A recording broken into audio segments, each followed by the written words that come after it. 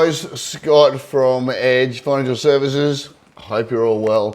Hey, one of the last emails I did was the actual maths, the truth in math and the reality of the numbers of just how much mining it would take to meet the fantasy of net zero this 2050, like the electrification of everything, zero use of fossil fuels in the world by 2050 or 2060 or something, and what that would take, and the numbers that would take for the actual metals to come out of the ground to facilitate the grid and all the changes in vehicles and just everything, right? And you know, the geologists and the scientists have said it's going to take about 7,000 years of current practices of mining today. So that'll be a lot of mining. That's even if we've got the metals. And that's still 7,000 years. There's been some promises made in 27 years, 30 years, right? So that's the fantasy, there's the reality. What I wanted to talk about was also another article that I read from the sovereign man, Simon Black. I really do enjoy his stuff. And so guys, I think if there's a couple of people you want to look at there on their Substack, he's one of them. Go to the sovereign man. And he's talking about a formula that they use and has changed. The formula hasn't changed, but the numbers changed with it. It's called energy required on energy invested. Basically, what it means is it's a ratio of, energy return on energy invested. Energy return on energy invested, right? So how much energy do I have to spend to pull out of the ground new energy, right? So let's just go through that. It's a pretty simple formula. So how much energy and how much fuel and how much exertion do I have to make to get a unit of energy measurement out of the ground in, say, coal, gas, out of my solar panels, the wind turbines, hydro scheme, what is it, right? So it's a good leveler when you're trying to compare what your return is on your investment. If I put in one input of energy, how many inputs of energy do I get out of the ground? Because if it's 1-to-1, then that's a bad investment. If it's under 1, well, you're losing money straight away. 1-to-1, you're only breaking even. It doesn't make sense, right? But this, you have to have a look at this. How much energy does it cost for me? Well, the trucks, trucks digging up metals out of the ground, processing things, driving them out somewhere, putting a big windmill in, or loading coal into a power plant, or doing nuclear fission. Like, how much of the energy that I've got to spend in all the companies that we've got to expend to do that, do we get back in return over what we've spent? It has to be a positive, otherwise it doesn't make sense, right? So energy return on energy investment. It's just a ratio. So if it's a 1-to-1, that's a bad deal. If it was 2-to-1, that's a pretty bad deal as well. So the things and the arguments that people use against the fossil fuels is that the energy return on investment has been drastically dropping. All of the lower cost oil to pull out of the world mostly has been used up, and then as soon as you start doing fracking and in tar sands and stuff like that, for also oil and gas, the energy required to pull out units of energy is much higher, so your ratio is worse. Right? So oil might have been maybe once upon a time in the 70s was 90-to-1, 1-to-90. One input of energy to get 90, units of energy out, and that's probably dropped to about 30. And people go, well, there you go, Scott. Oil, the low cost oil's gone. My mates who work in Saudi Arabia have let me know that there's still very, very, very, very low cost oil in that section of the world. But when you average it out across other countries, it's more expensive. So there is still some very, very low cost oil to be had for those lucky countries who have all those resources and can pull them out and sell them to us. Great. So oil currently is about 30-to-1. So for every 1 unit of measurement of energy we put in, we pull out about 30, and that goes into the grid, and that powers hospitals and it does everything. We sell it to people, and people consume it in their homes. Okay? Solar and wind is about 5 to 10. Okay, so between between between 3 and 6 times worse ratio return. And because there's a lot of mining that needs to be done for a lot of those precious metals, and if you know anything about the precious metals mining, it's highly labour intensive. So to do that, so the ratio, the return on the energy put in, us expelling it to pull the energy out for the greater population, is way worse. Way worse. So you've got, solar and wind is about 5 to 10, oil's about 30.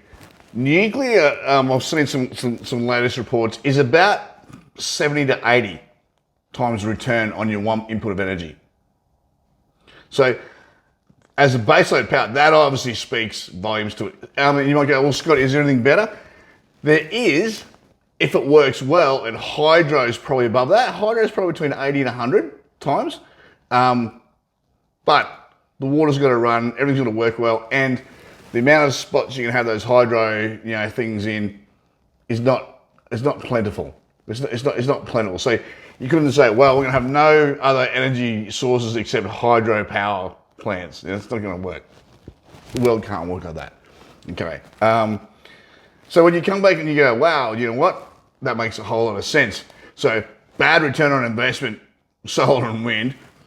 The return on investment we're used to with coal, oil and gas, but it's getting worse. It is dropping. It is reducing.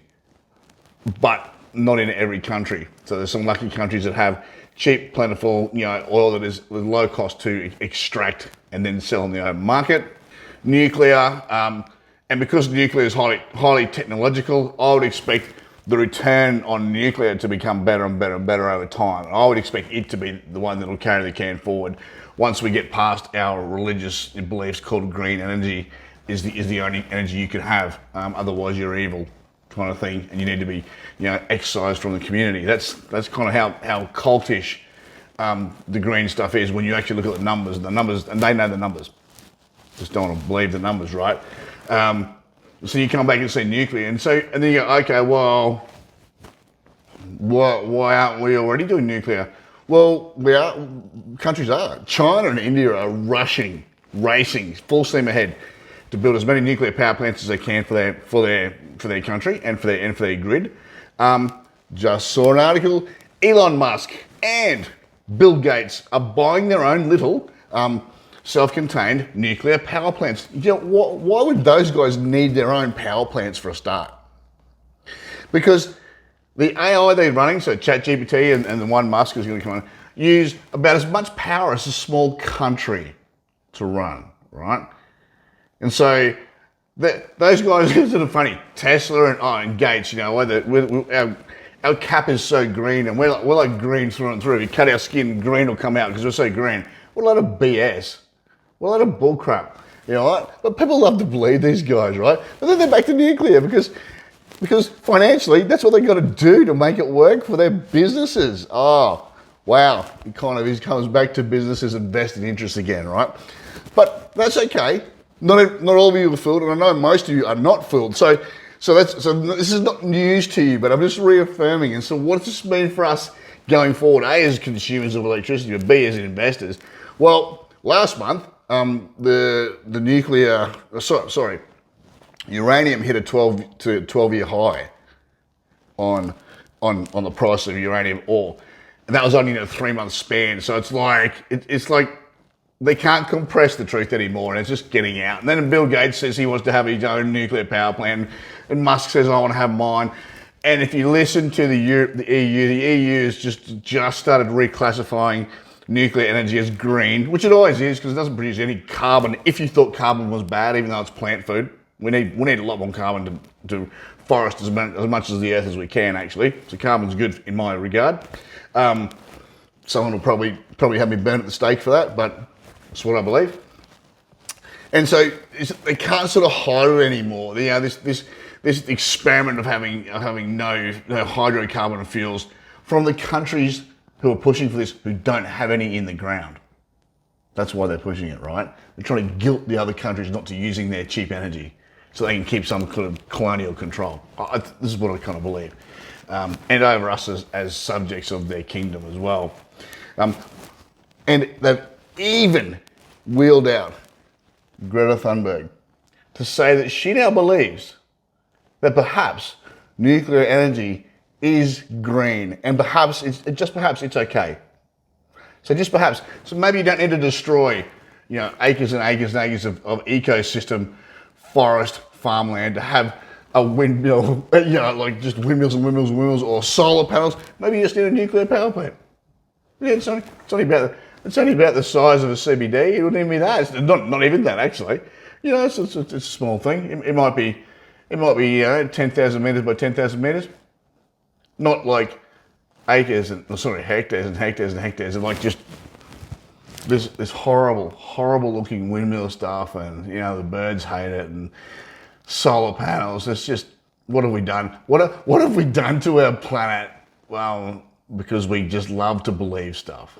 We just love to be in there believing things that make us feel virtuous. We must have this big hole in our psyche that we need to feel virtuous, and for some reason, people latched onto selling us, this thing that's like could only be green. Hey, I've got solar panels on my house. Cool, no worries. Is it expensive? Does it really offset? Yeah, it's it's expensive. It doesn't do what it says it's supposed to do, and they'll eventually become landfill. And I sort of bought in, but then by the time you do the numbers, you're like, yeah, right, okay, probably not as good as I thought it could have been. So sorry to start ranting, guys, but I think the facade's over. I think the reality has hit the road very, very quickly, especially when you start having wartime, when resources are being rationed into sovereign states instead of this globalisation, which is dead. Globalisation's dead. That's going to have some good things about it. That's going to have some bad things about it. But what's going to mean for energy is going to be expensive, and so people are going to be looking for the better return on investment of the energy in to energy out. And so solar and wind at 5 to 10. Oil at 30, 10 if you're Saudi Arabia, oil at 30 for most of us, nuclear between 70 and 80, and then, let's build a hydro dam and you get like maybe 80 to 100, but nuclear is going to surpass that. Nuclear can be done small modular, it can be done beside a desalination plant. Imagine if you put a nuclear power plant beside a desal plant, and so, because that's usually why we can't have a desalination plant, they're so expensive to run. And so you'd basically put it beside the ocean, pull the ocean water in, make it into fresh water, pump it all up through the desert and have fertile ground. Wow, imagine that. We could feed the world, but there's no money in that. There's no profit in that either. But if we wanted to have a world with free food, we could do it. We can do it. So, all right, my takeaways are, and on this one is like, people are still going to be pushing hard, like so hard on mining the precious metals and the things that they're going to be doing for electrification. They're still going to push forward with the electrification of everything. The metals don't exist, but they're going to have to increase in price. The amount of mining is going to have to seriously increase, but they're going to have to get a better return on the energy in for energy out. And the price of uranium and nuclear has started to show that. And even the green profits, Musk and Gates are admitting that they're buying their own nuclear power plants for their own factories and businesses. So maybe we can all do that too. All right, guys, that's enough from me. That was a big one. Let me know what you're thinking below. I'm really curious to hear it. Hey, life is a family sport. Give yours an edge. See ya.